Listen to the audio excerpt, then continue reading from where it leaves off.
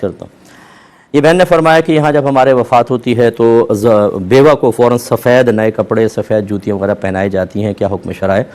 دیکھیں شریعت ان چیزوں کا کوئی تلقین نہیں کرتی ہے، بلکہ زینت اختیار کرنا عورت کے لیے ہر طرح منع ہوتا ہے۔ وائٹ کپڑا بھی اگر بہت زیادہ شوخی والا ہو، ریشم والا ہو، تو اس میں بھی ایک زینت کا معاملہ ہو سکتا ہے۔ عورت کو تو چاہیے کہ جیسے شوہر فوت ہو وہ عدت اور سوگ دونوں منائے۔ عدت کا مطلب تو ہے نکاح سے رک جانا، اور سوگ کا مطلب ہوتا ہے اظہار غم۔ 4 ماہ 10 دن تک وہ نہ کوئی میک اپ کرے گی، نہ کوئی زیور وغیرہ پہنے گی، نہ وہ تیل وغیرہ سر میں لگائے گی۔ ہاں اگر کسی عورت کی پہلے سے عادت چلی آ رہی ہے کہ وہ تیل لگاتی ہیں اور اگر نہ لگائیں تو سر میں بہت ہی کھجلی وغیرہ ہو جائے گی، خشکی بہت زیادہ ہو جائے گی، تو بقدر ضرورت تیل لگائیں، وہ بھی سر ڈھک کے رکھیں کہ دور سے زینت محسوس نہ ہو، اور میک اپ وغیرہ استعمال نہ کریں۔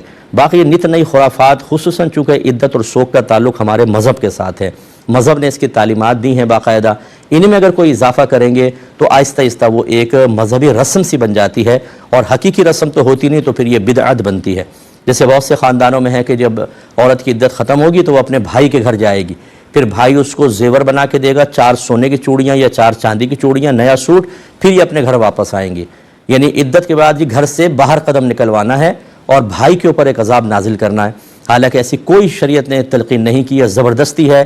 اس قسم کی میں پہلے اپنے گھر کے سرپرستوں سے گزارش کرتا ہوں، اس قسم کی بدعتوں کو ختم کریں جو مذہب اسلام کی روح کو تباہ کرنے والی ہیں۔ نئی نئی چیزیں کر کے اپنے بچوں کے سامنے پیش کر دیں کہ بیٹا یہ ہمیں کرنا ہے، اصل دین کہاں ہے وہ بچوں کو پتہ ہی نہیں ہے۔ بالکل غلط دین، اپنے پاس سے ایجاد کردہ چیزیں اپنے گھر میں رائج کرنا، یہ گھر پر کر کے سرپرست کی ذمہ داری ہے۔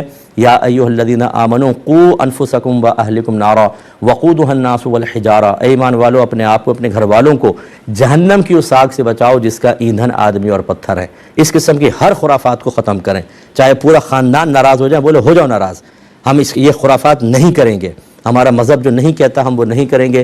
اس قسم کی چیزیں کر کے اب بھائی بیچارہ غریب آدمی ہے، 4 سونے کی چوڑیاں بناؤ، وہ نہیں ہے تو چاندی کی چوڑیاں بناؤ، ایک جوڑا بناؤ، نہیں کرو گے تو ہم ناراض ہو جائیں گے۔ یہ کیا چیز ہے؟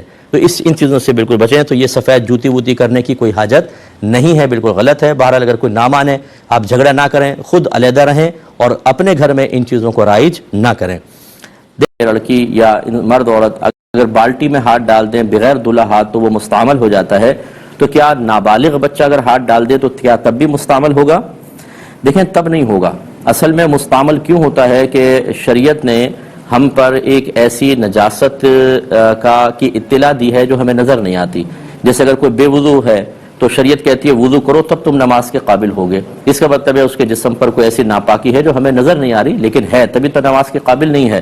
اسی طرح کوئی حالت جنابت میں ہو تو جنابت کی حالت نظر نہیں آتی ہے، لیکن ایک نجاست ہے جس کو شریعت کہہ رہی ہے، اس کو کہتے ہیں نجاست حکمیہ، اور یہ بالغ پر ہی ہوتی ہے۔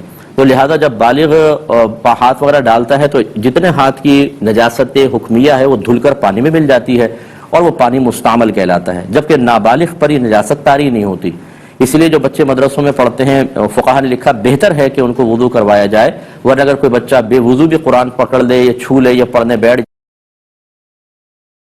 بیٹھ جائے تو اس میں شرعاً کوئی اس کو گناہ نہیں ہوتا ہے، اگرچہ اس کو ابھی سے عادت ڈالنی چاہیے۔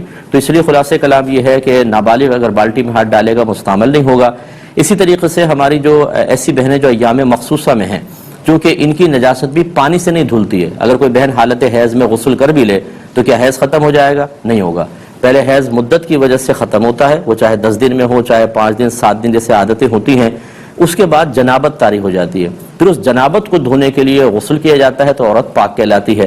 لہذا جب تک وہ حالت حیض میں ہے اس کے جسم پر نجاست حکمیہ نہیں ہے، لہذا اگر کوئی ہماری بہن اسی طرح پانی میں ہاتھ ڈال دیں بغیر دھلا، ہاں ثواب کی نیت سے نہیں، جیسے سنت کی نیت سے ہاتھ دھونا ہوتا ہے تو اس سے بھی پانی مستعمل ہوتا ہے، تو اس سے اجتناب کرنا چاہیے۔ اس میں تو بلکہ نابالغ کے لیے بھی لکھا ہے کہ اگر وہ مراہق ہے یعنی قریب البلوغ ہے اور ثواب کی نیت سے وہ ہاتھ دھوتا ہے یا بالٹی میں ہاتھ ڈال دیتا ہے تو اس میں بھی مستعمل کا حکم دینا چاہیے۔